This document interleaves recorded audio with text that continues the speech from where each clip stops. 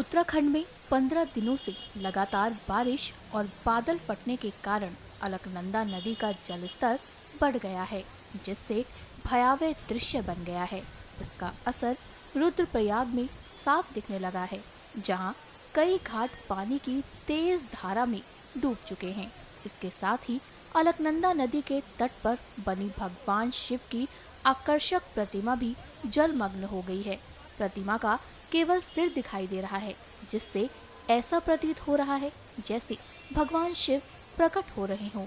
इन हालातों को देखते हुए नगर पालिका समिति ने रुद्रप्रयाग में आए पर्यटकों से अपील की है कि वो नदी के किनारे ना जाएं। फिलहाल अलकनंदा नदी के जलस्तर में कमी के कोई आसार नहीं दिख रहे हैं।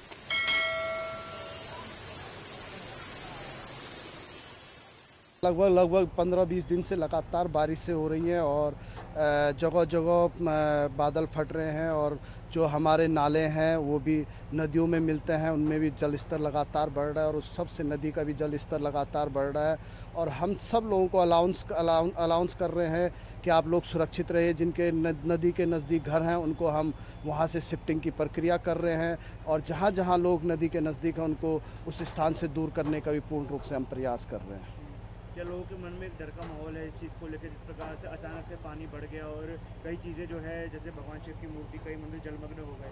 नहीं, डर का माहौल तो देखो, हम जितने भी पहाड़ के लोग हैं हम लोगों के लिए एक आम दिनचर्या की तरह है कि कभी पानी बढ़ जाता है, कभी बादल फट जाते हैं, कभी पहाड़ी से पत्थर गिर जाते हैं। पर जो टूरिस्ट आते हैं, यात्री आते हैं, उनमें थोड़ा बहुत डर का माहौल रहता है।